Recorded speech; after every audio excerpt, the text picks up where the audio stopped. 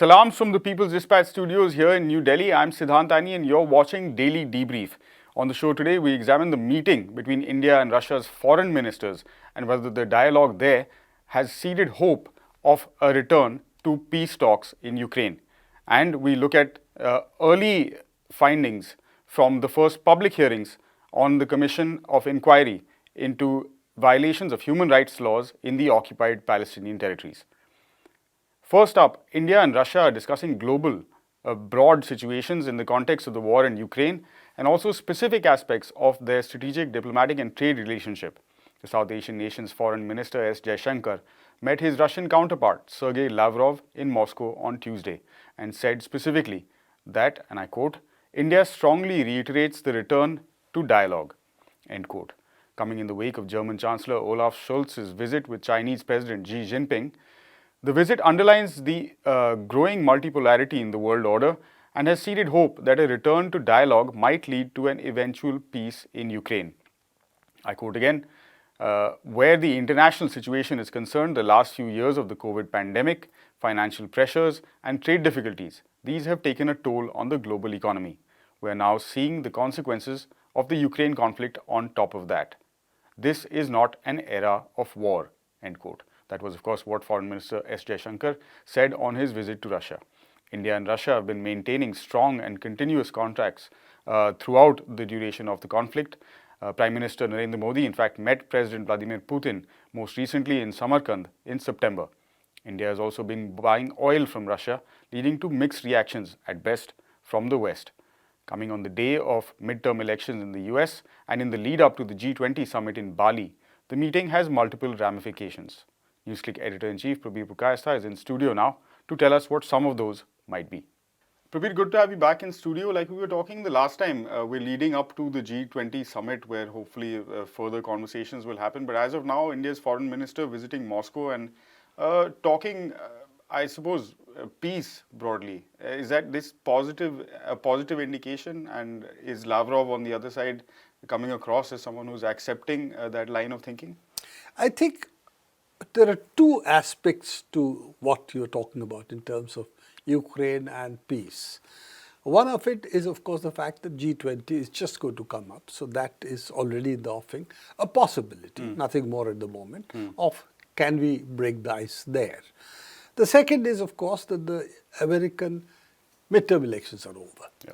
And therefore, whatever flexibility American foreign policy may have will come after the midterm is what we have been saying. So now that it is over, are we going to see unfolding of a diplomatic initiative, not coming from the US, not coming from Russia, but from other quarters? Because that's a logical way of trying to make peace in this context. Yeah. We've already talked about the German Chancellor Scholz meeting President Xi in China. So therefore, that is one axis. Is Jaishankar-Russia discussion the second axis? And is therefore Jaishankar exploring the possibility of being the peacemaker, so to say, between Russia and the West? Now, Jaishankar is an interesting figure because he has been always held to be more pro-American than anything else. So that's been a long-term reputation he has had. He's an America-phile, if you will.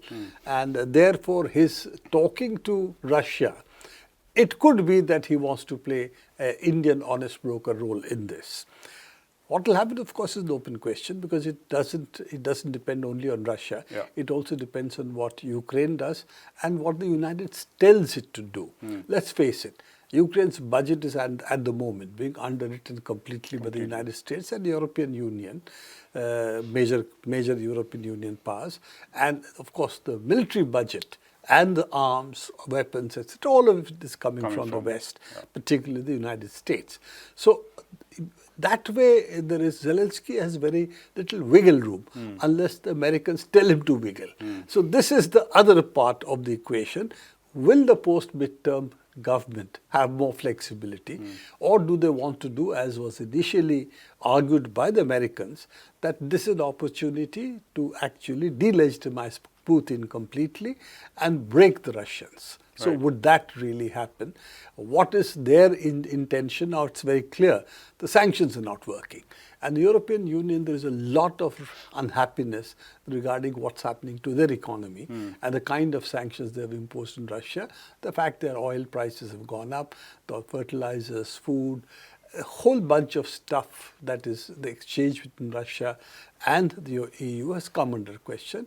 And that's what Jaishankar has also said, that, energy and food, fertilizers are also impacting the third world countries, what is called the third world. Asia and Africa is having a big impact. Therefore, the need for peace. We'll have to see. Right. Just going forward from that a little bit, there has been a US response also to India's stance in terms of buying oil from Russia, and categorically now the White House saying that it doesn't fall under any sort of sanctions regime that they might have imposed. What does that kind of indicate for the rest of the world, particularly, like you were saying, the third world as it's referred to? That's a very interesting point. Americans have not stopped buying Russian crude as well. They need a certain kind of heavy crude, they have bought it as well. But they've been telling the Europeans not to buy gas. So this has been the, shall we say, the two-faced part of American politics, which people have said that you continue to import stuff from Russia, but you're telling us to cut all our contacts and impose sanctions. What does it indicate? Also, it is true that technically, Russian oil is not under sanctions. Technically, sanctions are only being imposed by European Union, not even by the United States. Right. But the question that they are saying, if you do financial transactions, then you can come under financial sanctions. You can buy oil, but you can't pay them. Okay, you can't pay through the SWIFT system. If a bank pays, then it is violating our SWIFT sanctions, etc., etc. So it's really the tertiary sanctions which are there, which in principle are not on oil, not on food, not on this, but they come into operation. So yes, you can buy, but you can't pay is the problem the Africans have raised repeatedly. That's okay. It's all right for you to say that these are not sanctioned. But the point is that you are making money transactions impossible. Therefore, so these things, of course, are there. And the real issue is that the United States has virtually, had told earlier Zelensky not to have any peace talks. And it is also widely rumored, and I believe that the sequence of events would show that it's really true, that Zelensky's talks or the Ukraine's talks with Russia seem to have reached a certain point in March. And it was pulled back when the Americans and the UK at that point of time, Boris Johnson in particular, who went to Ukraine, asked them to suspend the talks. So now it appears, again, leaks in Washington Post indicates that the US has said, don't take a position, you won't talk to Russia at all. Because if you do that, the European Union, there is a huge pressure building up because the people are very unhappy with this. The need for starting talks, peace and so on. Therefore, this is not what you take as a stance. Whether they mean it, that seriously you should engage in peace talks, or you should pretend to engage in peace talks while continuing the war, is an open question. I do believe that we are seeing the possibility of maybe talks starting between now United States and Russia, essentially NATO and Russia, NATO talking to others about what should be the course of action, China and Russia. So I think there are all these possibilities which are opening up, but it's not going to happen in a day. I think this are back channel discussions have to take place. The groundwork has to be laid. But yes, some little green shoots for peace coming up, and we'll have to see what happens next in Bali. At best, we can hope then, I guess, at this point, that a conversation is at least started. I think it's very important that people speak, conversations, which even in the Cuban crisis, we've talked about it earlier, continued. The conversation should start. At the moment, it doesn't look the conversations are on between Russia and the United States, Russia and Ukraine. So I think those are the conversations that need to start. All right. Thanks very much, Prabir, for joining us today. And our second and final story for today, as part of its mandate and its investigations, the United Nations Human Rights Council's Commission of Inquiry on the Occupied Palestinian Territory, including East Jerusalem and Israel, is holding a first series of public hearings from the 7th to the 11th of November this year in Geneva. The public hearings are focused on the closure orders and terrorism designation of a number of Palestinian human rights organizations and on the incidents surrounding the killing of journalist Shireen Abu Akleh. Victims, witnesses, civil society organizations, and legal representatives have all been invited to provide relevant testimony. Constituted in May 2021, the Commission was mandated by the UN Human Rights Council to investigate in the occupied Palestinian territories, as I mentioned earlier, which include East Jerusalem and all of Israel, all alleged violations of international humanitarian law and alleged violations and abuses of international human rights law leading up to and since the 13th of April 2021. They will also look at all the underlying root causes of these recurring tensions. For more on this subject, Dr. Abdul Rahman is now in studio. Abdul, good to see you again. The first series of public hearings are underway and they've started, like we were saying earlier, on the 7th of this month. What are the early testimonies, whatever we've heard at this point, and then there are quite a few and they're available publicly on the UN's website. What are they kind of telling us about the situation? Of course, none of it is perhaps new, but what does it reinforce? First day, of course, the human rights groups, Palestinian human rights groups, who basically were shut down earlier this year by Israelis calling them terrorists.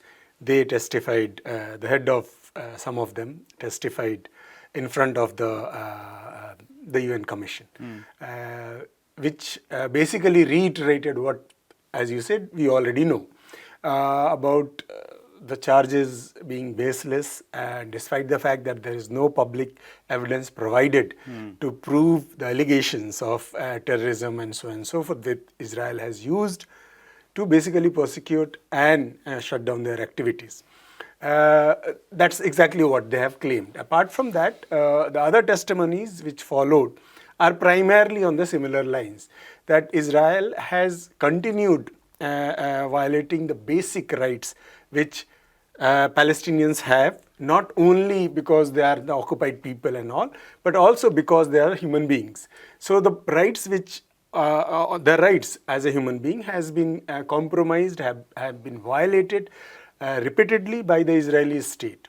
And whenever they try to express the dissent, in the case of the human rights groups, Palestinian human rights group, they basically are charged as terrorists or mostly illegally detained, what in Israel it is called administrative detention. So all those things have been reiterated, and the Al-Haq General Director has put it in a very clear terms that this basically attempt by the Israel to shut down the Palestinian voices is nothing more than the execution, which most of the Palestinians go through almost every day.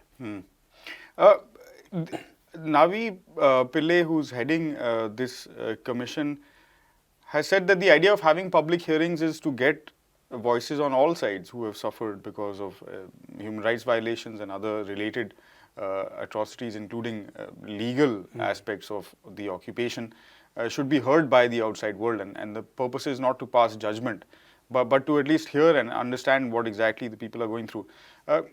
Are those voices going out as much as we would hope that they are? Is the media doing its job in terms of spreading because it's not always possible for everyone to listen to hours and hours of testimony. What is the kind of impact that these hearings are having? Well, the fact that there is a public hearing proves that, of course, there is a substantial amount of coverage, particularly not by the mainstream media, what we call the global media, the Reuters, AP, AFP, and so on and so forth.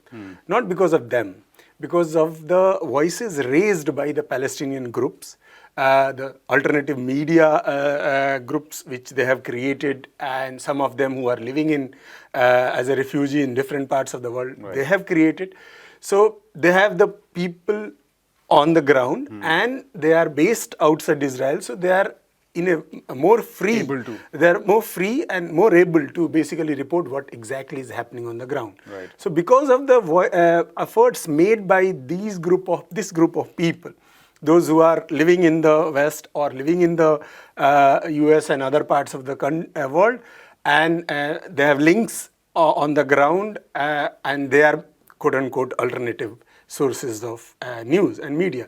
So if we just look at the mainstream media, of course, there is always an attempt to create a balance between the Israeli side and the Palestinian side, which of course is untrue. There cannot be a balance between an oppressed occupying force and the oppressed who are and being occupied. oppressed, yeah. So therefore, that's exactly why the attacks on the human rights groups has happened. For example, the Al-Haq, for example, continuously creates a kind of records of all the testimonies, all the happenings, which all the violations which are faced by the Palestinians on daily basis in the occupied territories. Right. And it is there on their website, which is sourced by alternative groups and other platforms, and that basically creates some kind of awareness about what is happening. Right. So if we leave it completely to the mainstream media groups, of course the Palestinian voices are largely absent.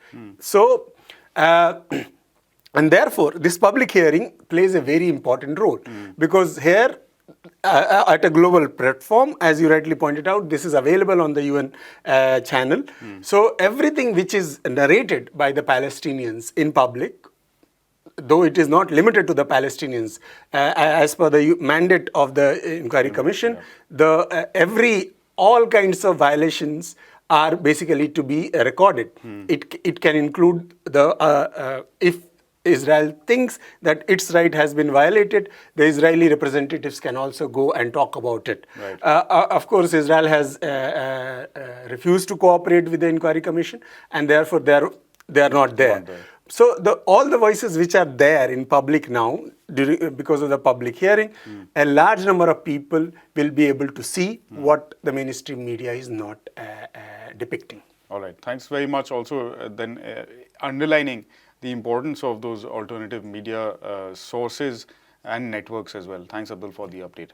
And that does it for this episode of Daily Debrief. You've been watching People's Dispatch, and as always, we invite you to head to our website, peoplesdispatch.org, for more details on these stories and all of the other work we do. And also don't forget to follow us on the social media platform of your choice. We'll be back tomorrow with news of the US midterm elections and other stories, of course. Until then, stay safe. Goodbye.